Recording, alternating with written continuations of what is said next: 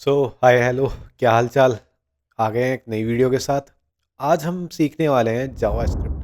ठीक है, जावा स्क्रिप्ट जो कि एक बेसिक लैंग्वेज है जावा स्क्रिप्ट सीखने के लिए। आज हम उसके बारे में सीखेंगे। जो सबसे पहला टॉपिक है हमारा वो है हमारा वेरिएबल्स का। वेरिएबल्स क्या होते हैं, कितने टाइप के होते हैं, आज इस वीडियो में हम ये सब सीखने वाले हैं। और ये बता दूं कि हम पूरा जो जावा स्क्रिप्ट का पूरा कोर्स है वो हम रेगुलर बेसिस पे सीखने वाले हैं। मैं हर रोज़, मतलब हर दूसरे दिन नई वीडियो डालूंगा। मेरा गला थोड़ा सा ख़राब है बट नेवर माइंड। हाँ, तो हम वेरिएबल्स के बारे में सीखने वाले हैं और मैं हर दूसरे दिन इसके बारे में वीडियोस भी डालूंगा कि जावास्क्रिप्ट में और क्या क्या चीज़ें होती हैं। हम ES6 के बारे में भी पढ़ेंगे, जो मैं पहले से बता भी चुका हूँ रिएक्ट के अंदर कि ES6 होता क्या है और कैसे उसको हम यूज़ करते हैं। हम इस वीडियो से भी स्टार्ट करेंगे कुछ पार्ट ES6 का, और आगे आने वाली वीडियोस में भी हम सब चीज़ें सीखेंगे। तो आज हम बात कर लेते हैं वेरिएबल्स के बारे में। बेसिकली वेरिएबल तीन टाइप के होते हैं। हमारा पहला वेरिएबल होता है वेर करके होता है, VAR लिखते हैं उसको। जो उसको इनिशियलाइज करता है वेर से। दूसरा होता है हमारा लेट। ठीक है, लेट यूज़ होता है। और थर्ड जो हमारा होता है वो होता है कॉन्स्टेंट। ठीक है, एक बार स्क्रीन पे चलते हैं और मैं आपको सारी चीज़ें बताता हूँ कि कैसे कैसे हम यूज़ करते हैं और क्यों यूज़ करते हैं इन वेरिएबल्स को, और कहाँ कहाँ हम यूज़ नहीं कर सकते वो भी चीज़ मैं बताऊँगा। और लाइव इम्प्लीमेंटेशन करके भी देखेंगे वो कैसे वर्क करते हैं। ठीक है, तो चलिए चलते हैं स्क्रीन के ऊपर और सीखते हैं। तो जो हमारा सबसे पहला पार्ट है वो है हमारा वेरिएबल्स। वेरिएबल्स होते क्या हैं? वेरिएबल्स बेसिकली एक तरीके से कंटेनर होते हैं। मतलब एक डाटा स्टोरेज का कंटेनर समझ लीजिए। मतलब आप कुछ भी स्टोर कर रहे हैं वो वेरिएबल की फॉर्म में स्टोर होता है। ठीक है, एक हम वेरिएबल बनाते हैं और उसमें हम स्टोर करते हैं। ठीक है, जो कि हम जावास्क्रिप्ट में मतलब डिक्लेयर भी करते हैं कि हाँ, जैसे हमने कोई भी डिक्लेरेशन की, सपोज करो मैं यहाँ पे एक डिक्लेरेशन कर रहा हूँ एक्स, एक्स की इक्वल टू करके 5। तो मैंने ये डिक्लेयर किया है कि एक्स नाम का एक हमारा स्टोरेज है, उसमें हम 5 की वैल्यू, जो नंबर है हमारा 5, उसको हम डालने वाले हैं। तो ये मतलब एक तरीके से एक्स हमारा स्टोरेज का काम करता है। तो इसमें जैसे कि मैंने आपको बताया था, इसमें एक ऑटोमेटिक होता है। ठीक है, दूसरा होता है वाइल यूजिंग वेयर, तीसरा तीसरा होता है हमारा यूजिंग लेट, और चौथा होता है हमारा यूजिंग कांस्टेंट। अगर हम यहाँ पे, जैसे आप यहाँ पे देख पा रहे हो, यहाँ पे अगर हम डिफाइन नहीं करते हैं कि मतलब ये वेयर है या लेट है या कॉन्स्ट है, तो ये ऑटोमेटिकली ले लेता है और ऑटोमेटिकली में ये इसको कंसिडर करता है एज ए वेयर। ठीक है। दूसरा हमारा होता है लेट। लेट में भी इनिशियलाइज ऐसा होता है, लेट लिखते हैं, फिर उसके बाद हमारा जो वेरिएबल का कैरेक्टर होता है वो लिखते हैं, और उसके बाद हम इसको असाइन करते हैं वैल्यू। ठीक है, इस कैरेक्टर को असाइन करते हैं वैल्यू, सेम एज। और हमारा कांस्टेंट भी कुछ ऐसे ही लिखा जाता है, स्टार्टिंग में हम कॉन्स्ट लिखेंगे, फिर उसके बाद हमारी ये चीज़ लिखी जाती है। तो सबसे पहला जो पार्ट है, अगर हम इसको लिखते हैं तो इसका हम एक बार आउटपुट देख लेते हैं क्या आता है। यहाँ पे हम क्या लिखेंगे, कंसोल लॉग, जो कि मैंने ऊपर प्रिंट भी करवा रखा है। इसी को हम कॉपी कर लेते हैं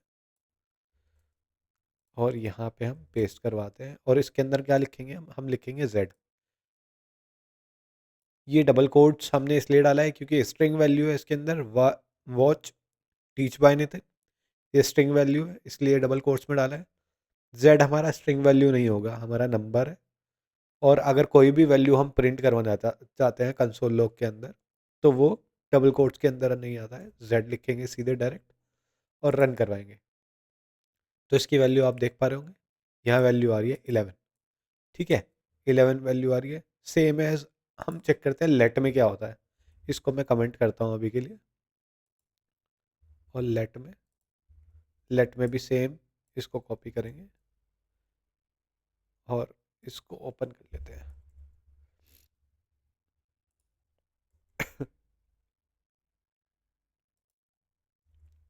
इसको ओपन कर लिया और जैसे ही हम रन करवाएंगे तो ये एरर दे देगा, क्योंकि ये ऊपर हमने कंसोल लॉग करवा रखा है, पहले कंसोल लॉग करवा रखा है, इसको बाद में करवाना पड़ेगा।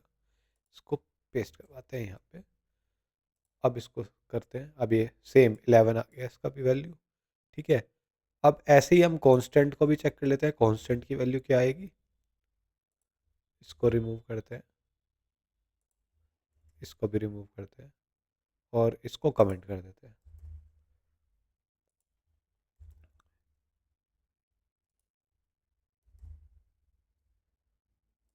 और इसको यहाँ से कट करते हैं, क्योंकि वही एरर आ जाएगी दोबारा, क्योंकि हमने पहले इसको मतलब कॉल करवा लिया है जेड को, और बाद में हमने इसको प्रिंट करवा रहे हैं। तो यहाँ पे हम क्या करवाएंगे, प्रिंट करवाएंगे इसको और रन करवाएंगे, तो इसकी भी वैल्यू 11 आ गई। अब आप ये सोच रहे होंगे कि भैया जो हमने ऑटोमेटिक दिया था उसमें भी 11 वैल्यू आई थी, लेट में भी 11 वैल्यू आई है, और जो हमारा लास्ट कांस्टेंट है उसमें भी 11 वैल्यू आई है, तो डिफरेंस होता क्या है, तीनों में डिफरेंस होता क्या है, वैल्यू तो सेम ही आ रही है सब में। तो बेसिकली जो लेट और कॉन्स्ट है ये हमारा ES6 का पार्ट है, जो कि 2015 में इंट्रोड्यूस हुआ था। 2015 से पहले हमारा वेर यूज़ किया जाता था। और ये दोनों क्यों यूज़ किए जाते हैं, ये दोनों इसलिए यूज़ किए जाते हैं कि ब्लॉक एलिमेंट का इंट्रोडक्शन हुआ था 2015 में, जो कि इंट्रोड्यूस किया था। और 2015 से पहले हमारा वेर यूज़ होता था, और वेर में हमारा ग्लोबल एलिमेंट होता है। ठीक है। अब एक बार समझ लेते हैं कि हम वेर, लेट और कांस्टेंट को कब यूज़ करते हैं। ये होता है ऑलवेज डिक्लेयर अ वेरिएबल, मतलब वेरिएबल को हम डिक्लेयर करना पड़ता है। ठीक है। और कांस्टेंट अगर हमें वैल्यू चेंज नहीं करनी है, ठीक है, किसी भी चीज़ की हमें वैल्यू चेंज नहीं करनी है, तो हम कांस्टेंट का यूज़ करते हैं। और हम कांस्टेंट को तब भी यूज़ करते हैं अगर हम सपोज करो एरेज हो गया या फिर ऑब्जेक्ट्स हो गया, ठीक है, उनकी वैल्यू चेंज नहीं होती है कभी, क्योंकि एरे जब भी आप देखते होंगे, एरे एक मतलब एरे हमारा लिखा जाता है, सपोज करो यहाँ पे मैं दिखा देता हूँ, जैसे जेड, और ये एरे बन जाता है। ठीक है, यहाँ पे इक्वल टू, और यहाँ पे हमें जैसे 1 2 3 4, ठीक है, ये एक हमारा एरे बन गया एक्स। ठीक है, तो इसकी वैल्यू चेंज नहीं होती है कभी, इसलिए हम कांस्टेंट का यूज़ कर सकते हैं, यानी इसके साथ हम कॉन्स्ट का यूज़ कर सकते हैं, इसको कॉन्स्ट ले सकते हैं, कॉन्स्ट ले सकते हैं। ठीक है, और ये कांस्टेंट की वैल्यू आ जाएगी इसके अंदर। ठीक है। और लेट हम कब यूज़ करते हैं, जब हमें कॉन्स्ट नहीं यूज़ करना होता। ठीक है, हमें कॉन्स्टेंट नहीं यूज़ करना होता, मतलब उसको कॉन्स्टेंट नहीं बनाना होता, तब हम लेट का यूज़ कर सकते हैं। और वेर को हम मतलब जब हमारा ब्राउज़र मतलब वेर यूज़ करते हैं हम जब हम ग्लोबल एलिमेंट बना रहे होते हैं, हम ग्लोबल वेरिएबल बना रहे होते हैं, तब हम यूज़ करते हैं वेर का। ठीक है, अब हम बात कर लेते हैं लेट के बारे में। तो जो लेट कीवर्ड है वो जो इंट्रोड्यूस हुआ था, जैसे कि मैंने आपको बताया, लेट इंट्रोड्यूस हुआ था 2015 में ES6 के साथ। ठीक है, ये वेरिएबल डिक्लेयर करता है ब्लॉक स्कोप को। अब ब्लॉक स्कोप होता क्या है, अब ये सोच रहे होंगे कि ब्लॉक स्कोप होता क्या है। ब्लॉक स्कोप बेसिकली बोला जाता है जब ये कर्ली ब्रेसेस बनते हैं। ठीक है, और इसके अंदर जो वैल्यू लिखी जाती है, मतलब जैसे लेट x इक्वल टू 2 लिखा हुआ है, तो ये एक ब्लॉक के अंदर लिखा हुआ है। ठीक है, तो ये ब्लॉक स्कोप होता है, मतलब ब्लॉक के अंदर ही लिखा जाएगा। ब्लॉक से अगर हम बाहर लिखते हैं इसको, तो ये वैल्यू मतलब प्रिंट नहीं होगी। जैसे कि मैं यहाँ पे आपको दिखा देता हूँ, यहाँ पे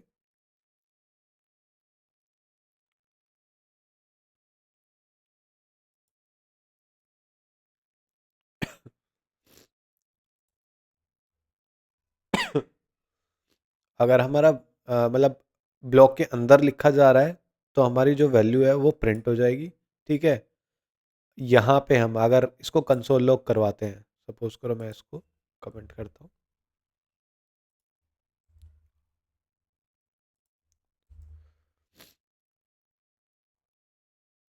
मैं अगर यहाँ प्रिंट करवाना चाहूँ,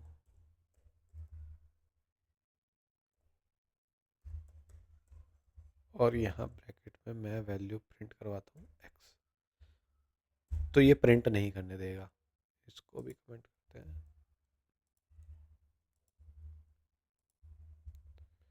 ठीक है, इसको रन करते हैं, तो ये एरर दे देगा, इसको ये मिलेगा ही नहीं बेसिकली।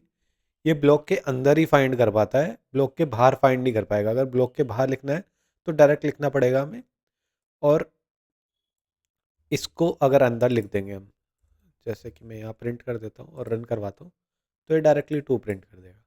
ठीक है, अब ये समझ में आया कि ब्लॉक स्कोप किसको कह रहा था, मतलब इसका जो स्कोप है वो खाली ब्लॉक के अंदर ही है, मतलब इस वाले और इस वाले के अंदर ही है। अगर इससे बाहर आप ये वैल्यू को प्रिंट करवाना चाहते हो तो ये प्रिंट नहीं करेगा, मतलब गेट भी करवाना चाहते हो कि वैल्यू मुझे गेट हो जाए, जो एक्स की वैल्यू है मैं कहीं और यूज़ करना चाहता हूँ, वो गेट नहीं कर पाएगा। ठीक है, अब सेम एज वेयर की बात कर लेते हैं। मतलब दोनों में डिफरेंस क्या होता है, लेट और वेयर में डिफरेंस क्या होता है। अगर वेयर को हम यूज़ करवाना चाहते हैं, जो वेयर है, तो वो ईजिली बाहर यूज़ हो जाएगा। जैसे कि मैं यहाँ पे आपको दिखाता हूँ, यहाँ अगर मैं इसको अनकमेंट करता हूँ, इसको कमेंट करना पड़ेगा उसके लिए, और इसको कॉपी करते हैं, एक्स करते हैं, और हम इसको यहाँ पे प्रिंट करवाते हैं और रन करवाते हैं। देखो इसमें आ गया ना, टू आ गया। ठीक है, लेट के केस में क्या हो रहा था, वो ब्लॉक के बाहर उसको गेट नहीं कर पा रहा था और एरर दे रहा था कि हमें जो एक्स की वैल्यू है वो हमें मिल रही नहीं है। ठीक है, बट वेयर में ये सीन नहीं होता, ये एज ए ग्लोबल ट्रीट होता है। तो आप इसको ब्लॉक के बाहर यूज़ कर लो या ब्लॉक के अंदर यूज़ कर लो, वो दोनों तरीके से वर्क करेगा। और दूसरी चीज़ इसमें क्या होती है, आप लेट में वैल्यू को असाइन नहीं कर सकते हो। ठीक है, जैसे सपोज करो मैं यहाँ पे वैल्यू को असाइन करता हूँ, ये मैंने असाइन कर दी है वैल्यू, एक्स की वैल्यू मैंने असाइन की है जॉन जॉन डियो जॉन डोई। तो यहाँ पे अगर मैं रीअसाइन कर रहा हूँ वैल्यू को कि एक्स की वैल्यू ज़ीरो हो जाए, तो ये वैल्यू ज़ीरो नहीं होगी। अगर हमने पहले असाइन कर चुके हैं तो वो दोबारा से को रीअसाइन नहीं कर सकते। ठीक है, अगर मैं इसकी वैल्यू को प्रिंट करवाता हूँ, यही वैल्यू को मैं यहाँ से कट करता हूँ और यहाँ पे मैं प्रिंट करवा के देखता हूँ।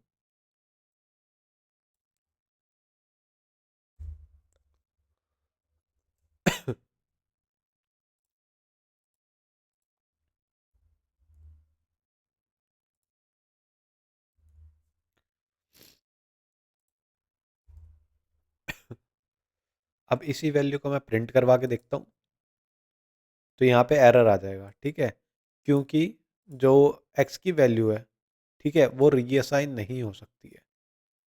बट अगर मैं यहाँ पे इसको कंट्रोल एक्स करता हूँ और यहाँ प्रिंट करवाता हूँ, इसको कमेंट करते हैं, तो इसकी वैल्यू यहाँ प्रिंट हो जाएगी। ठीक है, तो मतलब ये समझ रहे लेट दोबारा उसको रीअसाइन नहीं कर सकता है। और वेर में सेम यही होता है, अगर वेर में आपने रीअसाइन कर रखी है वैल्यू, ठीक है, वो ऑटोमेटिकली उसको आराम से दिखा भी देगा। तो इंटरव्यू के टाइम पे क्वेश्चन किया जाता है कि लेट और वेर में डिफरेंस क्या होता है। बेसिकली यही डिफरेंस होता है कि जो लेट है हमारा ब्लॉक स्कोप होता है, मतलब हम स्कोप जो होता है उसका वो ब्लॉक के अंदर ही होता है लेट का। बट वेयर का जो स्कोप होता है वो बाहर, उसको हम कॉल करवा सकते हैं ईजिली। और दूसरी चीज़, हमको अगर रीअसाइन करना है लेट को, तो रीअसाइन नहीं कर सकते, पर वेयर को हम रीअसाइन कर सकते हैं। ठीक है, और फिर थर्ड क्वेश्चन आता है इंटरव्यू की तरफ से कि अगर सपोज करो लेट को हमने, जैसे कि आप बता रहे हो कि ब्लॉक स्कोप होता है, अगर हमने दो ब्लॉक बना दिए तो फिर उसको वो रन करेगा? बिल्कुल करेगा। मैं इसको एक बार करके दिखाता हूँ कि अगर सपोज करो यहाँ पे हमने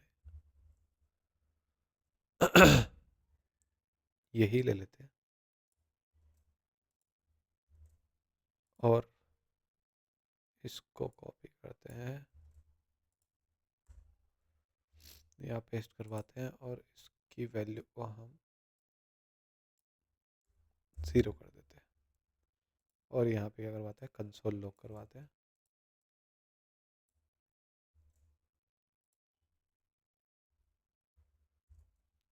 यहाँ पेस्ट करवाते हैं और इसको कमेंट करते हैं, इसको रन करवाते हैं।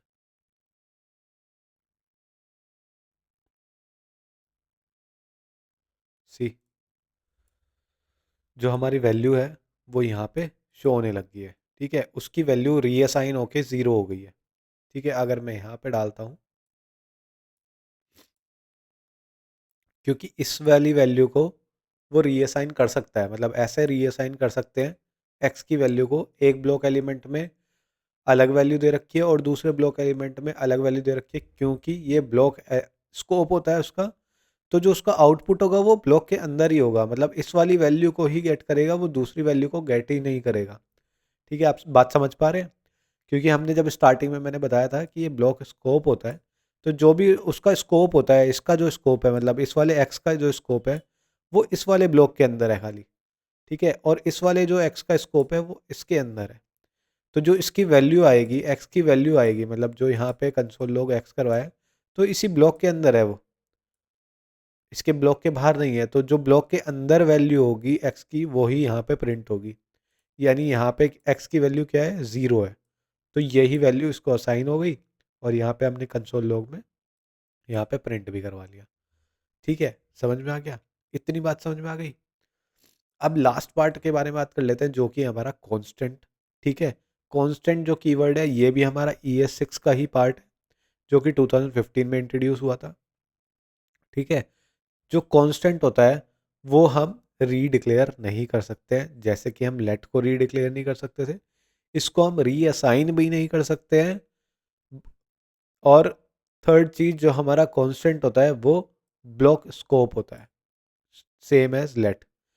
तो जैसे कि मैंने स्टार्टिंग में आपको बताया था, ES6 में दो चीज़ें इंट्रोड्यूस की गई थी, लेट और कॉन्स्ट। ये हमारे ब्लॉक एलिमेंट होते हैं, इसलिए इंट्रोड्यूस किया था क्योंकि जो हमारा वेयर था वो हमारा ग्लोबली यूज़ होता था। तो उसको कंसाइज करने के लिए, थोड़ा आ, उसको प्रोटेक्टिव बनाने के लिए ये ब्लॉक स्कोप को इंट्रोड्यूस किया गया ES6 के अंदर, जो कि लेट और कॉन्स्टेंट के फॉर्म में हमें मिलता है।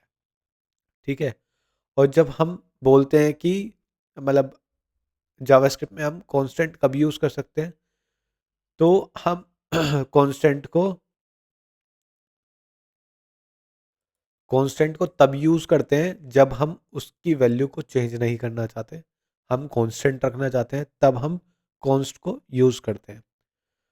और बेसिकली हम कब यूज़ करते हैं, जब हम नया कोई एरे बना रहे होते हैं, या कोई नया ऑब्जेक्ट बना रहे होते हैं, या कोई एक नया फंक्शन बना रहे होते हैं, और या फिर रेगुलर एक्सप्रेशन में हम कॉन्स्ट का यूज़ करते हैं। तो कॉन्स्ट हमारा लिखा कैसे जाता है, कॉन्स्ट करके, और जैसे कि हमने पाई की वैल्यू दे रखी है 3.14, जैसे कि आपने मैथ्स में कभी पढ़ा होगा कि पाई की वैल्यू क्या होती है, वो एक कांस्टेंट होती है जो कि कभी चेंज नहीं होती। तो सेम एज 3.14, और ये जो आगे की वैल्यू है ये कांस्टेंट वैल्यू है, जो कि हमें पी आई का जो हमने वेरिएबल, मतलब हमने एक वेरिएबल लिया है उसमें स्टोर करवाया हुआ है कांस्टेंट की फॉर्म में, और इसको हम यूज़ करेंगे जहां हमें कांस्टेंट की वैल्यू को पुट करना होगा। ठीक है, ये तो चीज़ें थी वेरिएबल्स के बारे में। आगे हम वीडियो में और भी जावास्क्रिप्ट से रिलेटेड चीज़ें सीखेंगे। आज के लिए इस वीडियो को इतना ही रखते हैं, मिलते हैं हम नेक्स्ट वीडियो के अंदर। अगर मेरे चैनल को आपने सब्सक्राइब नहीं किया है तो सब्सक्राइब कर लो, और बेल आइकन को ज़रूर प्रेस कर लेना, क्योंकि ऐसे ही और इंटरेस्टिंग वीडियोस आपको मिलती रहेंगी टाइम टू टाइम। तो तब तक के लिए टाटा, बाय बाय।